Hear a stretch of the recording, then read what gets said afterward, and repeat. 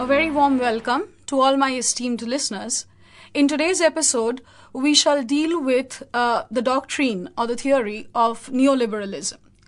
Now, as we have discussed in our prior sessions, neoliberalism is a more recent phenomena or an aspect of the doctrine of classical liberalism.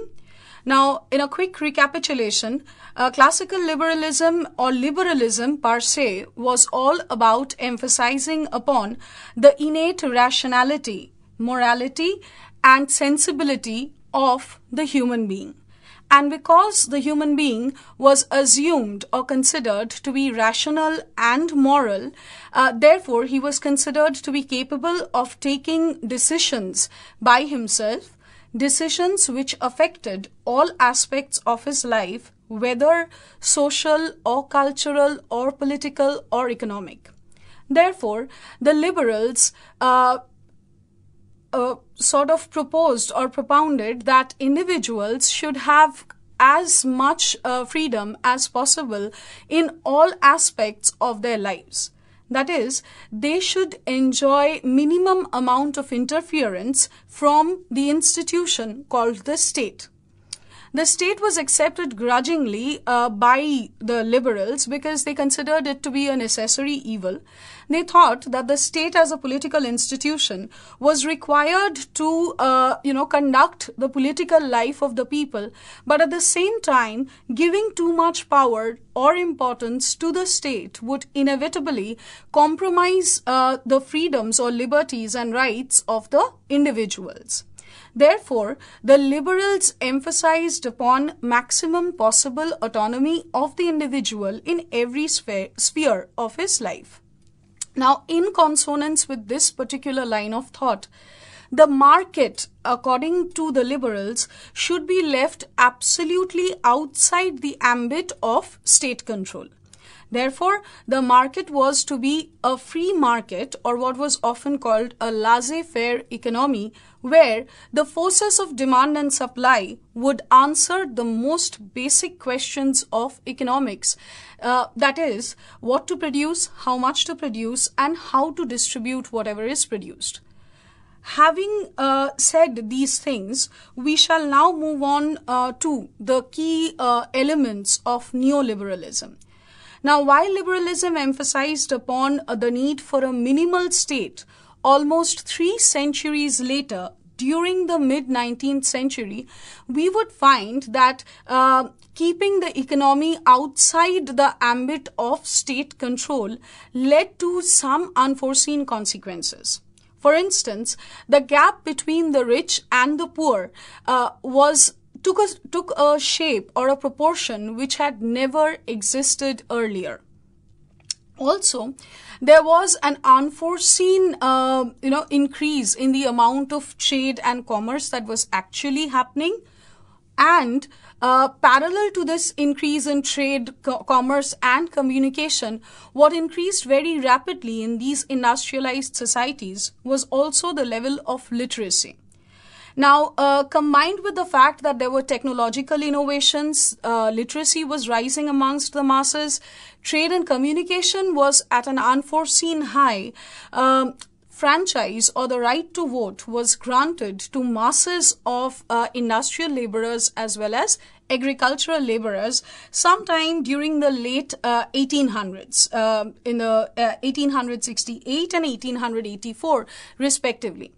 Now, keeping all these changes in mind, now it was felt that the state should play some amount of a role in regulating all these changes that were happening very rapidly in European societies, which had taken upon themselves the capitalist system of production. For instance, T.H. Green, Thomas Hill Green, felt that it was the duty of the state to ensure that all sections of the population were given adequate opportunities to develop their potentials to the fullest possible extent. Now, as soon as he said this, a possibility might arise once again for state intervention, which could go to the extent of curbing individual rights and liberties. Now, Green made it very emphatic that though he was exposing the state to a greater array of functions compared to its previous incarnation of, a police state or a night watchman kind of a state, Green constantly emphasized upon the fact that he wanted the state to perform certain functions which would help people to protect and enjoy their rights and liberties on the one hand, and simultaneously, on the other, would create such social and economic infrastructure which would keep pace with the changes that I have just mentioned. Now, with the coming of the 20th century, the world entered or experienced one of its most traumatic episodes in history. It went into what is known as the First World War. Now, the First World War, as we all know, was basically a race amongst all the industrialized countries of Western Europe to gain colonies across the continents of Asia, Africa, and Latin America. Now, while these so-called developed or industrialized countries were actually hankering after new colonies in the other continents or across continents actually, what was required was a stronger state. A state which could give leadership to military actions or campaigns that would help that particular national entity to gain entry into another country and to establish its domination, both initially economic and later even political, over these countries of Asia, Africa, Latin America, which would serve firstly as sources of cheap raw materials for these industrialized countries and feed these hungry machines of these industrialized countries, and secondly would also serve as ready markets for the machine-made finished products of these industrialized countries. Now, this demand for a state which was more concrete, which was more powerful, which had the power or the capacity to lead military expeditions or to sponsor economic expeditions into the backward, unindustrialized, non-Western countries of the world, actually sort of strengthened the notion of the state. The liberals grudgingly accepted the fact that a strong state was not something that could be avoided for very long after this. Simultaneous to the process of colonialism, which began in the aftermath or the context of the First World War, was also the growing of aggressive nationalism. Because when hundreds or thousands of either merchants or soldiers had to be mobilized in these European industrialized countries to go into foreign countries and to establish their domination in those countries, whether as colonial masters or as imperial masters, obviously some sort of a motivation would be required. And nationalism, and mind you, aggressive nationalism, seemed to be the answer. Thus, we come at a very strange juncture in the development of the doctrine of liberalism. In its classical incarnation, liberalism had emphasized upon the need of a minimal state. Now, in the 20th century, liberalism was at a strange crossroads with itself, where it could no longer deny the need for a stronger state. Thus, the concept of neoliberalism, wherein the state moves further ahead and does not only perform security functions, it simultaneously provides a sort of an identity, a very parochial neonatal identity which would help to mobilize people to work on its behalf, whether to gain markets or to gain subject nations. as well as a state which would play a very proactive role in the creation of social and economic infrastructure, which would keep pace with the developments that were happening within the industrialized Western societies. Now, at this juncture, we will also note that simultaneous or parallel to the need for a strong state, a group of skeptics arose who realized that once again we were feeding the very, very dangerous institution of the state with more importance than perhaps should have been given to it. It is also during this period that a group of political thinkers who would label themselves as pluralists would become popular. People or thinkers, very famous thinkers like Figgis or Harold J. Lasky or MacIver or G.D.H. Cole for that matter, they would start emphasizing upon the fact that undoubtedly the state was sovereign and the owner of ultimate supreme power. They did not deny that fact, but simultaneously there existed other social groups to which people owed their loyalty. There were other groups, institutions within the society to which the common people, the masses, the individuals adhered to perhaps more strongly than they adhered to the state. Also, there was what is known as, a demand for representation of the collective mind. That is, representation on the basis of professional groups, etc. Now, these two developments also tell us that there were groups of people who were skeptical about this increasing role or bloated up structure of the state. Now, moving into the latter part of the 20th century, we find that the process of colonization of the world by the Western industrialized countries was almost complete. Now, almost 3/4 of the world was colonized. Now that 3/4 of the world was colonized, it became imperative that the state should not only be responsible for ruling over a particular country, that is, making laws and policies for that particular country or providing justice to the people of that particular country. The state would also be responsible for creating social economic infrastructure, but the need for more and more functions to be performed by the state was felt at this possible juncture like never before. The demand rose for a welfare state. So the end of the 20th century, we actually find the rise of what is known as a welfare state. Now, what exactly do I mean when I say a welfare state? Well, a welfare state is one which performs all necessary functions for the fullest possible development of the largest possible number of people living in a particular state.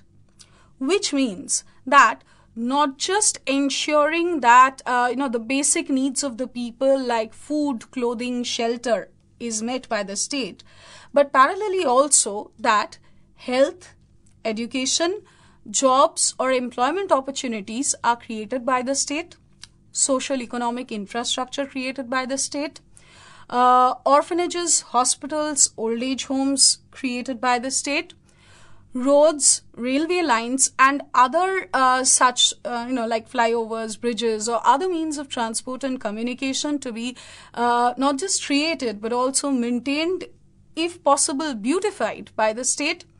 Also, the rights, the fundamental rights and other civil, social, economic as well as cultural rights of people to be protected by the state. Thus, we see that from womb to tomb, from mere conception of an individual in its mother's womb, right to the time that the individual was no more and had to be laid in his grave, the state became indispensable. It became an institution without which people could not even think of leading their lives. Thus, we come a full circle. While classical liberalism was talking about a minimal state, or it was talking about rolling back the state, rolling back the wheels of power of the state, we have come to a juncture at the end of the 20th century where we find the state to be omnipresent. It is present everywhere in the life of the individuals. Once again, the question arises how to balance between this ever-increasing ambit of functions of the state as well as the concept of protection of individual rights and liberties. Now, in an attempt to answer this very important question and this very delicate question as to how to balance the increasing power of the state with protection of rights and liberties of the individual, we find certain theories that came forward, certain theorists who came forward, and one such theorist would be John Rawls. His book, his very famous book, Justice as Fairness, which came out in 1971, tried to give us a conception of a state which exercised power but did so in order to benefit the least advantaged people in society. Sort of a euphemistic role that was given to the state. That is, while it was given powers, it was simultaneously also ensured that the power would not be misused or would not be abused to the disadvantage of the least advantaged people in society. We shall very briefly discuss the Rawlsian concept of justice in this context. Now, Rawls considers man to be a rational, moral creature, and imbued with this sense of rationality, he gives man the power to decide how to form the state, or rather, who should form the state. In other words, the state, according to Rawls, was an institution which was based upon the consent of the people. Now, that's placing a very heavy responsibility upon the shoulders of man. But in the tradition of the social contractualist thinkers, we find that Rawls also considers state to be based on a contract. And wherever we talk about a contract, we are obviously assuming that there is consent on part of the people who are entering a contract, right? Now, according to Rawls, if we remember the contractualist thinkers, what Hobbes, Locke and Rousseau referred to as a state of nature, Rawls refers to as the original position. Now, this is a position in which man is before he enters into a state or the state, okay? Now, when man is in the original position, there is what Rawls calls a veil of ignorance. A veil which prevents man from seeing how or what would be the effects of the choices that he makes while he is in the original position. That is, original position, a hypothesis, a hypothetical situation wherein man is in a pre-state context. Here, man will make certain choices remaining behind the veil of ignorance. He will not know, once the veil of ignorance is removed, where exactly he is going to be situated once the state is created. Therefore, quite naturally, every individual would want maximum possible equitable distribution of resources so that no matter where he is placed in a given society, he gets quite a good share of all the desirable resources. Now, this is Rawls's ingenuity. He says that once the veil of ignorance is removed and man enters into the state will ensure justice on the basis of two principles, the equality principle and the difference principle. That is, the state was to consider each and every individual belonging to it.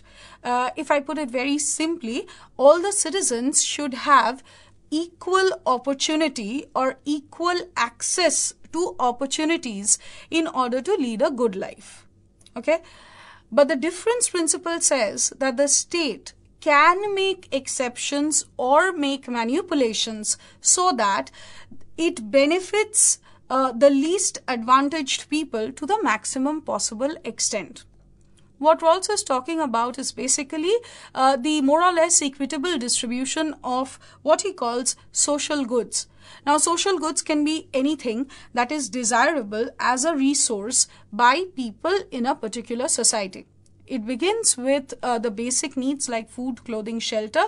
It could also refer to employment opportunities, health benefits, infrastructures in terms of scope for social economic development, rights and liberties, respect, status, and opportunity. Now, all these things are required, according to Rawls, by people so that they can lead a good life, a happy life. Okay, but while some people are naturally in an advantageous position to enjoy or have access to these social goods, a majority or some sections of people in a given society will not be in a position to have access to adequate amount of social goods. This is where the state's role becomes important. So that a state can be called just, it has to make certain adjustments in the availability and distribution of these social resources in such a manner that the least advantaged people, the people who have minimum possible advantages, can be benefited maximum by the efforts of the state. This is also known as the Maximin Principle of Rawlsian justice. Now, why I discussed this particular concept of Rawls is once again to emphasize that while neoliberalism was struggling with, a sort of an omnipotent state, a state which was becoming more powerful by the day, Rawls tried to put a limit upon the abuse of power or the possibility of abuse of power by the state. He wanted to impose a certain amount of responsibility that the state would have to undertake in order to enjoy all the powers that it would be enjoying in any case. Now, moving into the 21st century, we find another momentous change which will affect the entire world. In fact, we are talking about globalization. Now, globalization, as we all know, is basically the movement of men, money, and materials across borders. Okay, it refers to a particular phase in human history when maximum possible states have opened up their markets to foreign trade. Okay, that is, the open door policy is being followed as far as the economy of a particular state is concerned. This is known as liberalization. Now, with the opening up of markets, automatically foreign goods, foreign money starts flowing into a particular state. Also, with this opening up of the economy, another thing that opens up is opportunities to travel in other countries, to settle down in other countries, to study in other countries, to work in other countries.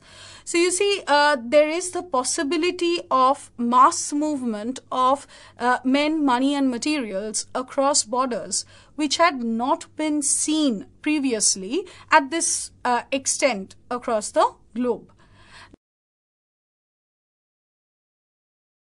Now, in this context of globalization, we have to view the state in a new light. Okay, the state which, according to classical liberals, had to have minimum possible power.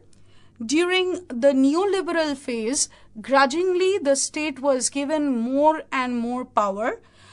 First from, a little bit of role in controlling the markets in price regulation in the form of public-private enterprises or in the form of mixed economies.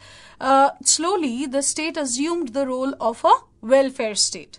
A kind of state where you could possibly not limit the number of functions that the state would have to perform, simultaneously the amount of power that the state was liable to exercise.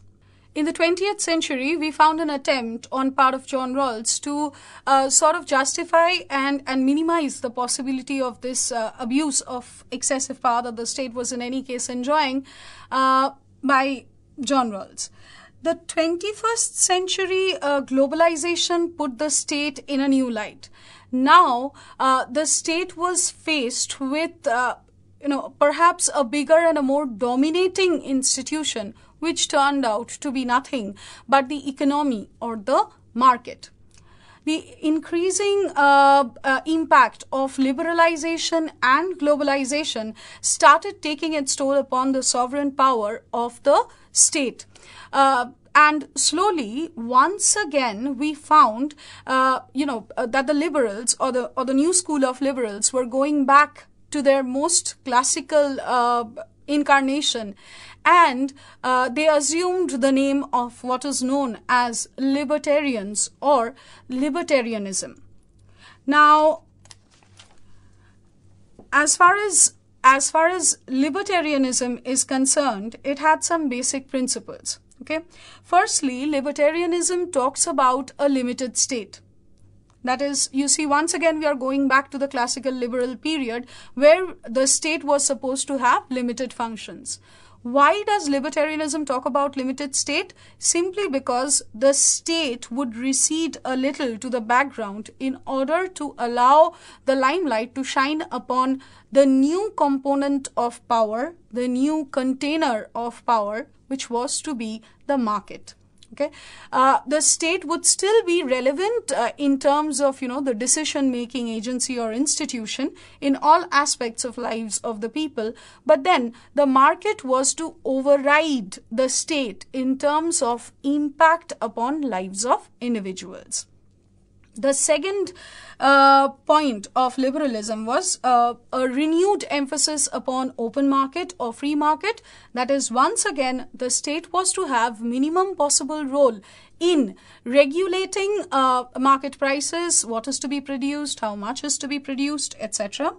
Thirdly, the civil society was supposed to be more active. That is, the dominance that state enjoyed under a monistic view as the only person or institution having access to sovereign power was to be reduced. Other institutions, and more importantly, institutions like multinational corporations, non-governmental organizations, international non-governmental organizations, etc., were to come into the limelight as more important players affecting internal and international politics. Fourthly, libertarians also emphasize upon the concept of good governance. That is, not only did they want to limit the scope of power of the state, simultaneously it wanted to tie down the state or bind the state in terms of, ensuring accountability of the state towards the people, and it also harped constantly upon decentralization of power. So we see that liberalism ended its journey. As of now, liberalism has ended its journey where it had in fact begun more than 3-4 centuries ago. Okay, once again, we are talking about rolling back the state and diminishing the powers of the state. In fact, Tucker summarizes it very well. He says that if the individual has the right to govern himself, all external government is tyranny. And with that, we come to the conclusion of this module of lecture on neoliberalism.